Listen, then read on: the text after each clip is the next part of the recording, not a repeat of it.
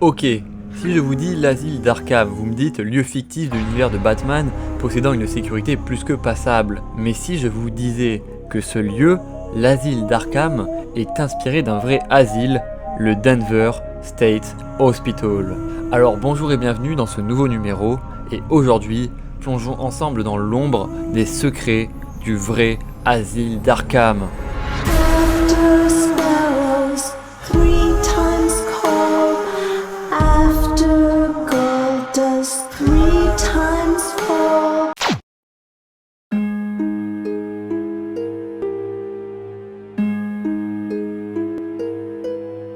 La construction de l'asile commença en 1874 et fut officiellement terminée en 1878. Et pour le coup, l'État de Denver n'avait pas fait les choses à moitié puisque la construction avait coûté 1,5 million de dollars et que l'architecte chargé du projet n'était nul autre que Nathaniel Jeremiah Bradley, un architecte très reconnu à l'époque et dont beaucoup de ses créations sont encore debout aujourd'hui. Et d'ailleurs, les plus attentifs d'entre vous auront sûrement fait le lien entre le nom de Jeremiah Bradley et celui de Jeremiah Arkham, constructeur de l'asile dans les comics.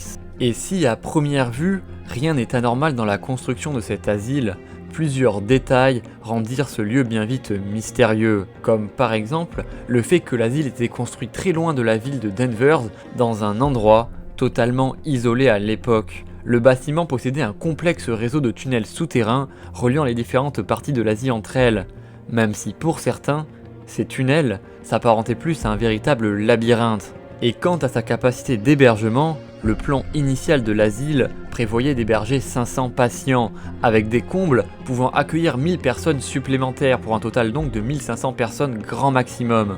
Mais cependant, dès la fin des années 30, plus de 2000 patients étaient déjà hébergés à l'asile, plongeant le Denver State Hospital dans un état de surpopulation extrêmement grave.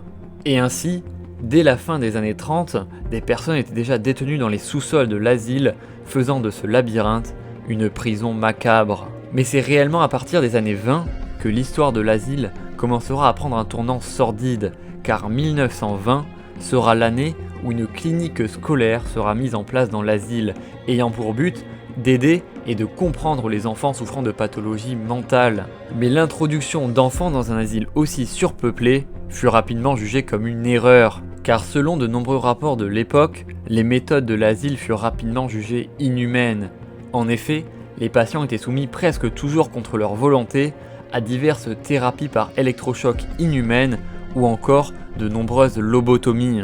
De plus, une quantité absurde de médicaments et de camisoles de force était aussi utilisée pour maintenir l'hôpital surpeuplé sous contrôle. Et sans ces méthodes extrêmement violentes de répression des patients, l'asile courait déjà en 1920 à sa perte. Et dès les années 60, des méthodes dites alternatives seront testées sur les patients, avec notamment en 1955 les premiers traitements à la chloropromazine, que l'on surnomme aujourd'hui la lobotomie chimique. Cette famille de médicaments extrêmement violents pour le cerveau fut aussi rapidement surnommée la camisole chimique due à son puissant effet narcotique.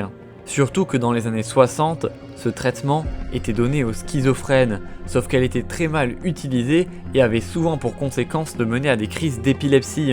Et ainsi, le Denver State Hospital se forgera rapidement la réputation d'un asile de fous dans lequel on ressortait uniquement les deux pieds devant.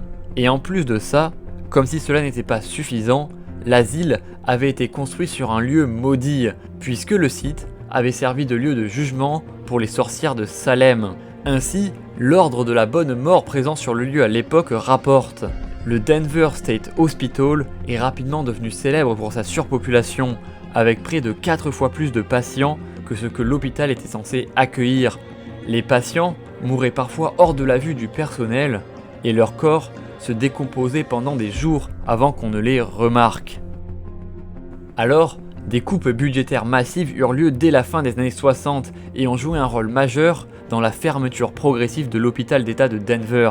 Ainsi, l'asile a commencé à fermer des services et des installations dès 1969 et en 1985, la majorité des services d'origine de l'hôpital étaient fermés ou abandonnés, ce qui en fit véritablement un asile fantôme.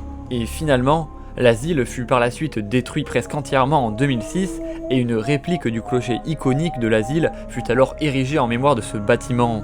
Et aujourd'hui, seuls les labyrinthes de tunnels souterrains sont encore d'origine, continuant de souffler les murmures froids des dernières âmes errantes de l'asile. After sparrows 3 times call, after gold does 3 times fall.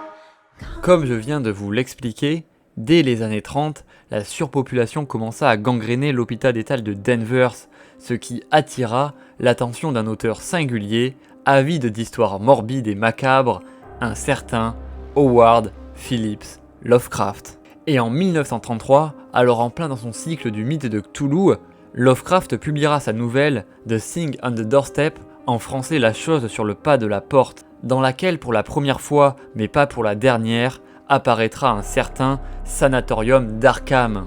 Et l'histoire de The Thing on the Doorstep raconte la déchéance d'Edward Derby, un érudit fasciné par les sciences occultes après son mariage avec Athena Waite, une femme énigmatique issue d'une famille réputée pour ses pratiques ésotériques.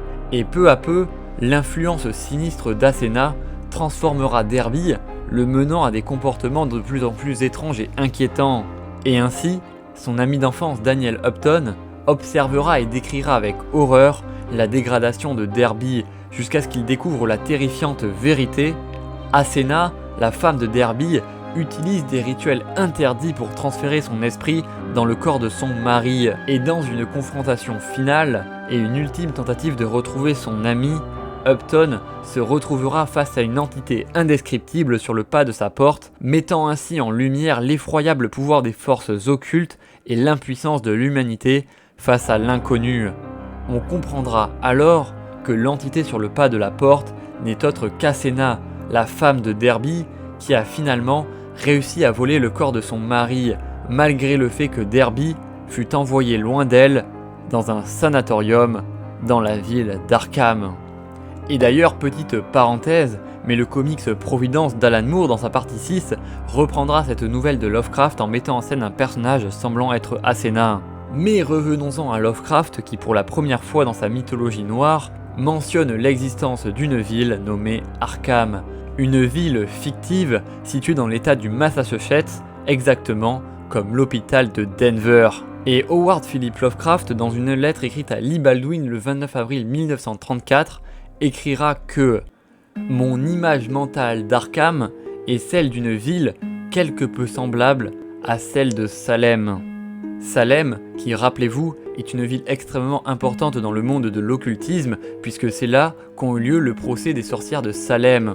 Et un de ces procès, justement, aura lieu exactement à l'endroit où fut bâti l'hôpital d'État de Denver. Et d'ailleurs, Lovecraft lui-même reconnaîtra s'être inspiré du Denver State Hospital pour créer le sanatorium d'Arkham. Et en octobre 1974, Denny O'Neil, dans le Batman 258, s'en inspirera à son tour pour créer le désormais célèbre Asile d'Arkham. Et à partir de là, normalement l'histoire, vous la connaissez. Merci à tous d'avoir écouté cette vidéo. Comme vous savez, moi j'adore l'occultisme, les théories du complot, les légendes. Si j'avais pas eu une chaîne comics, j'aurais parlé exclusivement de ça. Mais cette année, j'ai pas envie de m'enfermer dans un des deux sujets. Donc, quand on peut mélanger les deux, eh bien c'est parfait. Et j'espère que ça vous plaira. N'hésitez pas à me dire ce que vous en avez pensé en commentaire. Sur ce, comme d'habitude, n'hésitez pas à regarder la description, les live votes et les gradations à 35 € chez Eurocomics, la première entreprise française de gradation de comics. Et bien sûr, n'oubliez pas de vous abonner, de liker, de partager. C'est ce qui aide le plus la chaîne. On vise les 10K avant la fin de l'année. Ce serait incroyable si on pouvait les avoir. Et moi je vous dis donc à très vite pour de prochaines vidéos, et sur ce n'oubliez pas de regarder de côté en traverser l'autoroute.